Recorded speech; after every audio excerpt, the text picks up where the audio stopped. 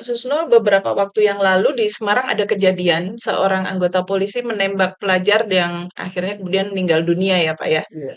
Awalnya dikatakan tindakan ini sudah benar karena dalam rangka memecahkan keributan atau menghalau keributan. Ya. Tapi kemudian ada pernyataan kedua bahwa oh ya anggota kami yang salah gitu.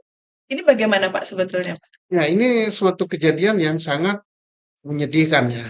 Memalukan, prihatin kita, dan kita mengucapkan turut berduka cita kepada keluarga daripada pelajar yang ditembak oleh Polri sehingga tewas. Nah, kejadian awalnya dikatakan adalah geng motor, Ya, kemudian semacam perkelahian atau keributan pelajar. Kemudian si Polri itu melerai atau mencegah, kemudian memberikan peringatan tembakan, kemudian terkena dan meninggal. Ternyata kejadian itu salah. Informasi yang diterima oleh Kapoltabes yang dipublikasi kepada publik salah besar. Dan itu cukup memalukan. Berarti Kapoltabesnya ditipu gitu kan. Nah, mengapa tahu salah? Karena ada bukti autentik berupa bukti forensik rekaman gitu kan. Rekaman yang didapat di mana begitu dia saat dia ditembak itu kan orang itu naik sepeda motor lewat iya. dan nampak polisi itu seperti menghadang gitu, menunggu gitu. Nah, ini kan ada keributan sama sekali. Dan ini nampak sekali bahwa itu sengaja mau menembak. Dan yang sedih sekali kita lihat bahwa ngapain polisi nembak pelajar. Dan Iya. resikonya kalau itu tidak kena si pelajar itu akan kena masyarakat yang lain. Atau rekoset bisa menimbulkan lebih banyak korban lagi di tengah keramaian kayak gitu. Nah ini sungguh sangat menyedihkan. Jadi ini pelajaran untuk para kepala kesatuan Polri di bawah. Jangan cepat-cepat ngambil kesimpulan, jangan cepat-cepat ekspos. Lihat dulu, periksa dulu kejadiannya, periksa di lapangan. Ya. Komandan satuan jangan di dalam ruangan ber-AC aja. Turun ke lapangan, dibuat skenario-nya kayak apa namanya? Di skenario ulang gitu, kayak apa gitu kejadiannya. Jangan langsung, wah ini begini-begini, ternyata kan nggak ada. Nah, jadi satu itu. Kedua, perlu keterbukaan kepada masyarakat, kepada publik, supaya publik percaya pada Polri. Kalau gini kan Ya. semakin tidak percaya, wah Polrinya bohong gitu. Nah, ini pelakunya kan memang sudah ditangkap ya, Pak. Tapi kemudian diproses secara kode etik. Apakah ini cukup? Ya sudah ditangkap itu kan karena ada desakan dari masyarakat menjadi viral gitu kan. Setelah Ya. viral ditangkap, kemudian masyarakat mengatakan tidak benar itu, tidak ada keributan, tidak benar itu geng motor, dia siswa yang baik-baik dan sebagainya. Sehingga Polri mulai berpikir gitu. Dan apalagi setelah ketemu bukti forensik berupa rekaman video Ya. saat kejadian itu ditembak, nampak sekali anggota Polri yang nembak itu dia menunggu mau nembak, ya sengaja mau nembak gitu. Ini seperti mencari sasaran gitu Iya, ya, Pak. cari sasaran. Nah, ditangkap ya atau ditempatkan di dalam tempat tertentu dalam bahasa kode etiknya, penyelesaian kode etik ya. Kemudian untuk diproses sidang kode etik. Itu tidak terlalu benar kalau hanya kode etik. Ya. Jadi di samping kode etik harus diproses pidana juga. Jadi kode etik tidak menyampingkan pidana. Pidana juga tidak menyampingkan kode etik. Kode yang benar itu kode etik dijalankan, sidang kode etik karena yang bersangkutan jelas tidak profesional, sudah melanggar kode profesinya sebagai anggota Polri itu tidak benar. Oke, karena ini pelanggaran berat gitu ya, sampai mengakibatkan apa namanya meninggalnya orang lain, maka bisa dijatuhi hukuman yang terberat dari kode etik yaitu dipecat gitu ya, dipecat. Tapi tidak bisa kode etik itu tidak bisa memberikan sanksi pidana gitu. Nah, untuk dapat ke sanksi pidana dan karena ini pelanggarannya sudah jelas pelanggaran pidana menghilangkan jiwa orang lain dengan sengaja gitu kan. Terlihat di gambar itu. Maka dia harus diproses kasus pembunuhan Menghilangkan jiwa orang lain itu ya pembunuhan dalam bahasa pasarnya. Berarti pidananya pidana pembunuhan ya, Pak Iya, ya? tinggal pembunuhan yang berencana apa tidak, tergantung hasil penyidikan. Kalau bahasa sehari-hari ya itu pembunuh, menghilangkan jiwa orang lain itu bunuh. Nah, itu harus diproses pembunuhan, disidangkan di pengadilan. Kalau begitu perlu ada lagi nggak sih Pak pengaturan yang lebih ketat untuk penggunaan senjata ini Pak?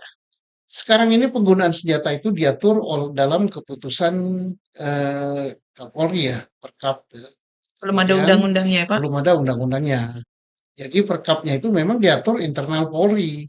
Misalnya siapa yang boleh mendapat inventaris senjata api Ya. dari fungsi apa?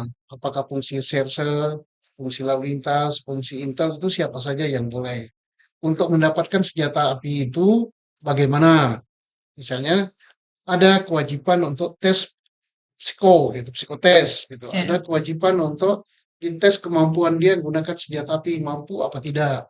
Ada lagi tes tentang kejiwaan-kejiwaan lainnya gitu. Nah, kemudian baru diberikan senjata api. Kemudian ada lagi Perkap Kapolri yang mengatur tata cara penggunaan senjata api Polri. Senjata api itu prinsipnya bukan untuk bunuh orang gitu ya, Ya. tapi untuk melindungi ya. Melindungi si petugas dari ancaman bahaya, kemudian melindungi jiwa orang lain, kemudian untuk mencegah hal-hal yang lebih buruk daripada keadaan gitu. Nah, caranya bagaimana menggunakan itu ya? Kalau jarak sudah dekat sekali bagaimana? Kalau masih ada kesempatan bagaimana? Misalnya dengan memberi peringatan, suara, oh jangan ini, jangan begini, jangan berlari dan sebagainya. Kemudian peringatan tembakan dan sebagainya itu ada diatur di situ.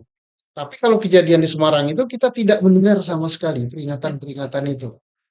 Peringatan dengan suara tidak ada, kita dengar. Peringatan tembakan ke atas dan sebagainya tidak ada dan sebagainya. Dan lagi pula dalam penggunaan senjata api di Semarang itu jelas salah. Kenapa jelas salah? Karena apa? Kejadiannya tidak wajar untuk ditembak gitu. Siswa naik sepeda motor kecepatan tinggi misalnya. Ya ngapain ditembak? Gak boleh. Wong perampok saja nggak boleh ditembak kok. Nah, ditangkap. Cara menangkapnya dilumpuhkan. Makanya polisi diajar duel, diajar bela diri, diajar segala macam. Nah, tidak boleh langsung ditembak. Teroris pun tidak boleh langsung ditembak. Pedagang narkoba pun tidak boleh langsung ditembak.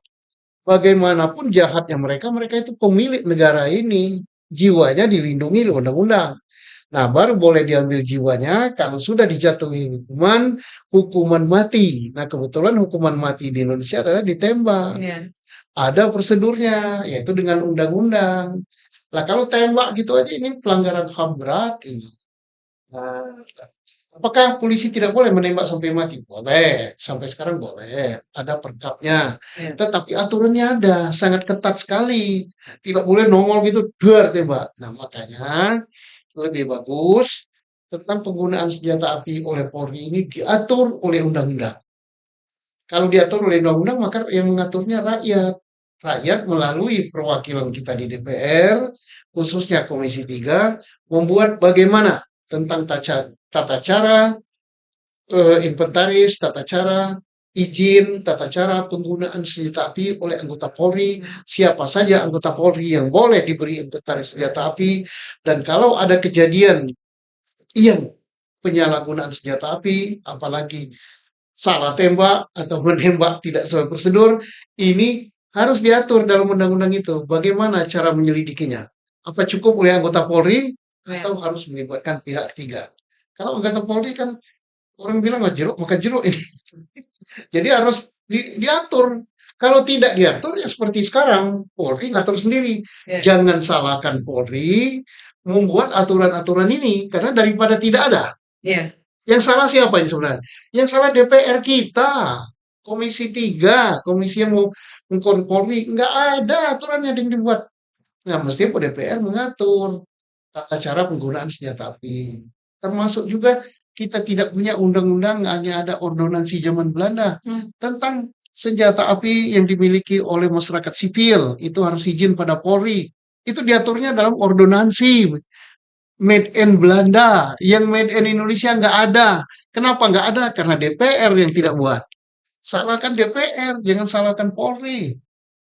Nah, Kalau boleh kita rangkum, Pak, kira-kira saran apa sih dari Bapak tentang penggunaan senjata api, terutama anggota Polri ya, Pak, ya? satu perlu diatur dalam undang-undang. Ya.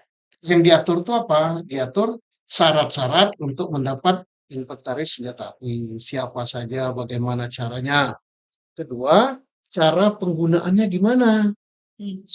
Polisi bisa menembak kepada orang itu bagaimana? Senjata itu untuk apa? Bagaimana cara memberi peringatan? Bagaimana cara menembak? Harus berapa kali peringatan?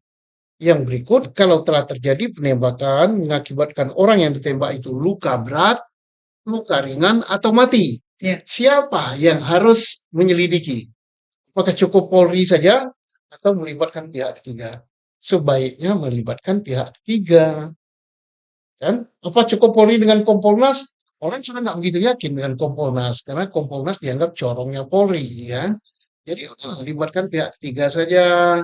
Misalnya dibentuk tim, di tim itu ada advokat, di tim itu ada pakar hukum, di tim itu ada orang yang mengerti tentang senjata api. Setidaknya 3 hal tersebut ya, Pak, Iya, ya? Baik, terima kasih, Bapak. terima kasih.